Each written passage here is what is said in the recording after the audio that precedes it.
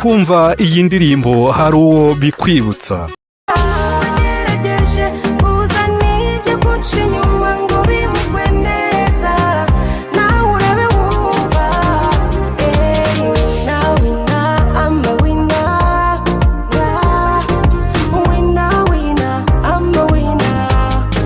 Amazina ye nyakuri ubundi bamwita Mugemana Yvonne, akaba yaravukiye i Gitarama, aho ni mu karere ka Muhanga mu ntara y'Amajyepfo.